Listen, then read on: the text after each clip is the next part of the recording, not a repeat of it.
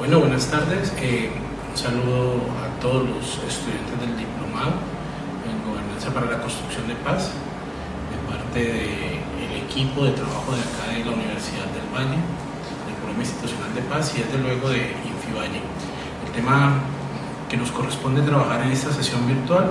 es el de la relación de los acuerdos de paz como oportunidades para pensar los procesos del desarrollo en el territorio. Los acuerdos de paz suscritos entre las Fuerzas Armadas Revolucionarias de Colombia, Ejército del Pueblo, antigua guerrilla las FARC y el Estado colombiano, pues por muy controversiales que hayan sido, por muy a favor o en contra que podamos estar con ellos, finalmente terminaron abriendo una puerta de posibilidades para transformar una serie de condiciones, de situaciones y de circunstancias que al día de hoy han aquejado a buena parte de la sociedad, a buena parte de los colombianos y particularmente a aquellos colombianos y aquellos pueblos en los que se ha sustentado y se incrementó durante muchos años y acentuó durante mucho tiempo el conflicto político armado en territorios muy específicos de nuestra geografía. En el caso particular del Valle del Cauca, lo que tiene que ver con la franja del Pacífico, sobre las cordilleras y particularmente los municipios que se encuentran en la región centro-norte del valle, que tuvieron presencia por mucho tiempo de esta guerrilla y desde luego los impactos del conflicto armado fueron evidentes en su territorio. Por eso, independientemente del debate que tengamos a favor o en contra de los acuerdos son una realidad. Fueron firmados, fueron establecidos, tuvieron un proceso de desarrollo suficiente y dejaron unas puertas de trabajo, unas ventanas para poder mirar hacia un horizonte distinto que nos permitan la construcción de paz en los territorios. Si pensamos los problemas del desarrollo o los asuntos del desarrollo que hemos venido trabajando a lo largo de la sesión y del módulo número 2, tanto en la sesión presencial como todos aquellos elementos que el profesor Juan Diego nos ha ido mostrando también frente a los objetivos de desarrollo sostenible, pues los acuerdos de paz transitan o se ubican un poco en esa lógica y en esa línea democratizadora, transformadora de los territorios, a partir de pensar los recursos como un insumo fundamental, los recursos que existen en el territorio como un insumo fundamental para que las comunidades y los pueblos puedan transformar sus condiciones de vida. Particularmente el acuerdo número 1, que corresponde a la reforma rural integral, es el que con más precisión se ubica en esa discusión fuerte sobre el desarrollo. En el país ha habido una profunda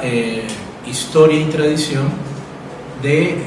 modelos de desarrollo que nosotros hemos llamado modelos hegemónicos, es decir, centrado en la potencia del capital, centrado en la acumulación de la riqueza. Y eso tiene que ver básicamente con una visión de la naturaleza, con una visión del territorio como un recurso susceptible de ser explotado. Además de los efectos que tiene en términos de la concentración de la riqueza y la multiplicación de las pobrezas y en las condiciones inequitativas para el bienestar de todos los colombianos, o por lo menos de buena parte de la población en el país. Por eso cuando decimos o pensamos en un acuerdo que construya paz, también se piensa en cuáles son las condiciones reales, concretas y materiales en las que esos acuerdos se pueden llevar a cabo.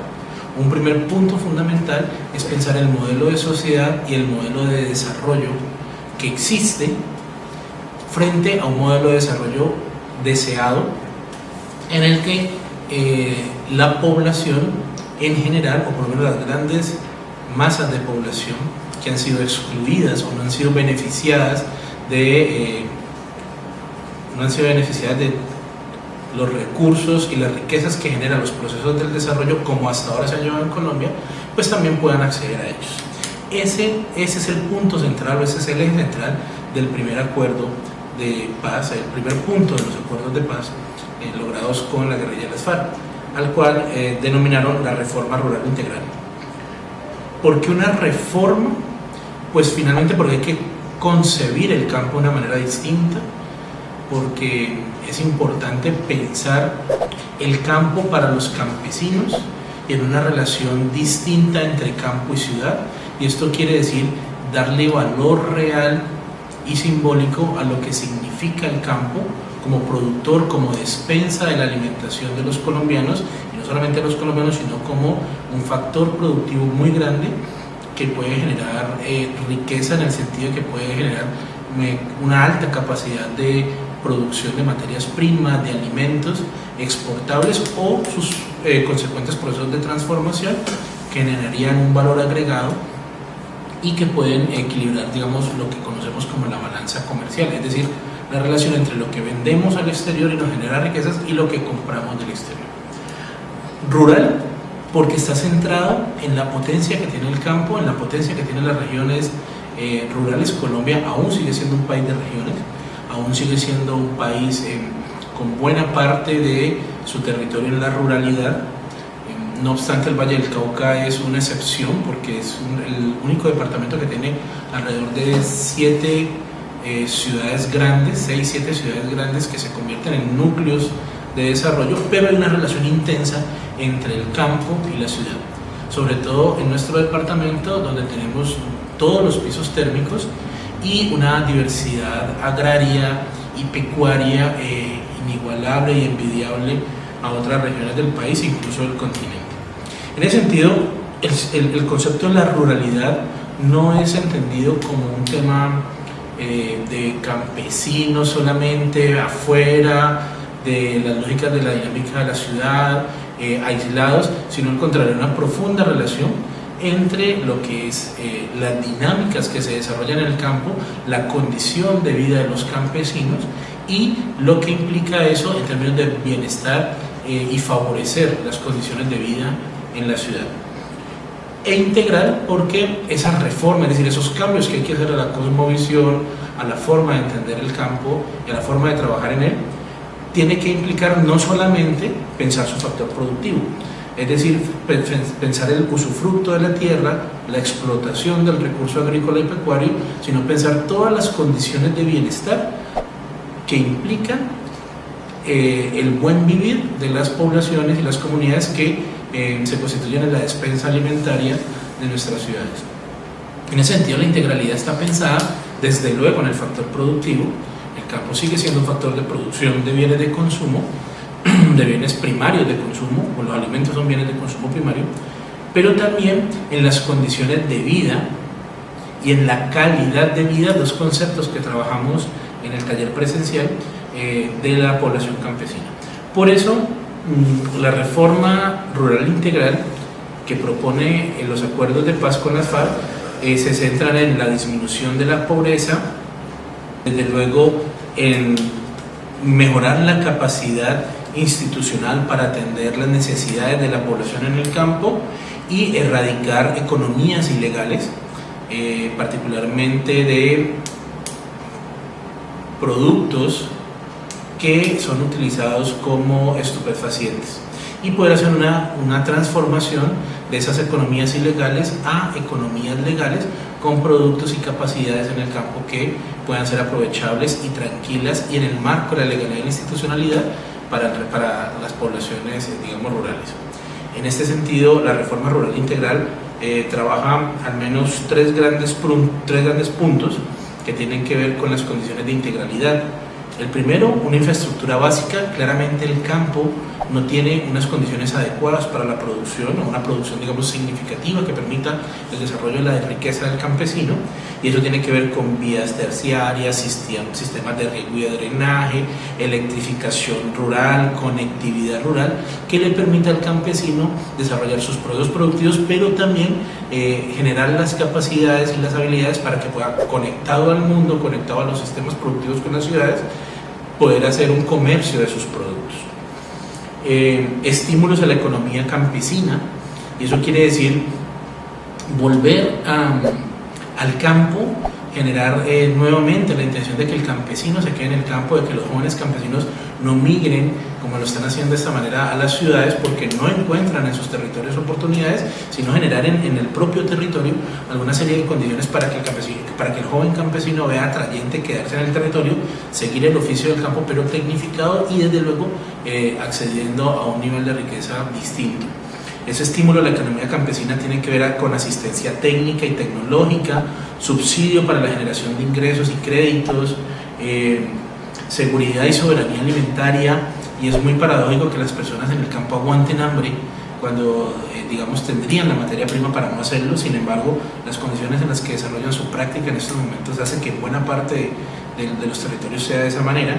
Entonces, poder garantizar la seguridad y la soberanía alimentaria, y son dos cosas básicas. La seguridad tiene que ver con la cantidad, la calidad y la constancia de los alimentos, mientras la soberanía tiene que ver con todo el tema cultural, de qué consumen los campesinos en las distintas regiones. Y protección social es otro elemento que debe estimular la economía campesina, y es decir, que el oficio del campesino, que ha sido tan desvirtuado y tiene una baja rentabilidad y además está desprotegido de cualquier riesgo, pues el Estado colombiano pueda efectivamente entrar a generar todo un sistema de seguridad social para que ese empleo sea dignificado. Y el tercer componente de la reforma rural integral es básicamente el desarrollo social. Es decir, no es posible entender el campo solamente en su componente productivo, sino que junto al componente productivo tienen que venir propuestas, proyectos, planes y programas que mejoren la salud, que mejoren la educación, que contribuyan al mejoramiento de la vivienda, que permitan los procesos organizativos, de tal manera de que la práctica del campesino, la práctica, digamos, agropecuaria, se vea cualificada y se vea protegida, y que los territorios puedan dar respuesta tanto a las necesidades básicas como a las necesidades, digamos, más suntuarias, y también las necesidades, digamos, de otro tipo, las necesidades humanas de otro tipo, el tipo filiación, el tipo participación, el tipo reconocimiento, que son fundamentales no solamente para garantizar una condición de vida mínima, sino para garantizar todo un conjunto de condiciones que generen calidad de vida. Y con eso